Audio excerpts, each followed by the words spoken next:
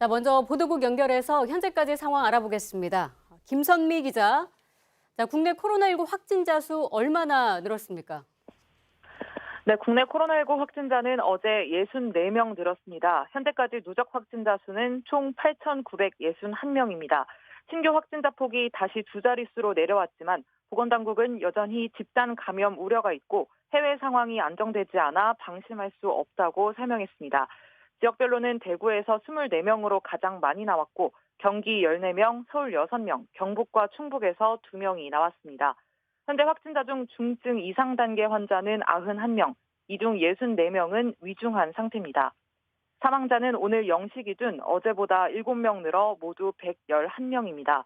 평균 치명률은 1.24%로 다소 높아졌는데요. 80세 이상이 11.62%로 가장 높고 70대 6.34%, 60대 1.58% 순입니다. 격리 해제된 확진자는 257명 늘어 총 3,166명이 됐습니다. 유럽 등 해외에서 국내로 들어온 뒤에 확진 판정을 받는 사례도 늘고 있는데 정부가 해외 입국자에 대해서 방역 대책을 강화하겠다라고 밝혔죠? 네, 어제 신규 확진자 64명 중 해외에서 들어온 경우가 14명이었습니다. 22%에 가까운 비율인데요. 13명은 공항 검역 과정에서, 1명은 지역사회에서 확인됐습니다.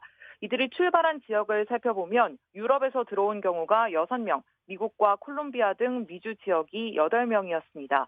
이를 포함해서 현재까지 해외에서 감염된 뒤 입국한 것으로 추정되는 확진자 수는 모두 144명인데요. 중앙방역대책본부는 급하거나 꼭 필요한 여행이 아니면 당분간 연기하거나 취소해달라고 당부했습니다. 정부는 지난 22일부터 유럽에서 오는 모든 입국자를 상대로 코로나19 검사를 하고 있는데요. 앞으로 미국 등 다른 국가에서 오는 입국자에 대해서도 검역을 강화하는 방안을 곧 발표하겠다고 했습니다. 정세균 총리가 방역 지침을 어긴 경우에 법적 조치도 할 수 있다라고 밝혔죠? 네, 정세균 국무총리는 오늘 중대본 회의에서 코로나19 확산 방지를 위한 집회 금지 등 방역 지침을 언급했습니다. 정 총리는 지금은 전시에 준하는 비상 상황이라며 행정명령이 엄포로만 받아들여져서는 안 된다고 강조했습니다. 앞서 정 총리는 집단 감염 위험이 큰 종교시설과 실내 체육시설, 유흥시설 등에 대해 보름간 운영 중단을 권고하는 행정명령을 내린 바 있습니다. 지금까지 보도국에서 전해드렸습니다.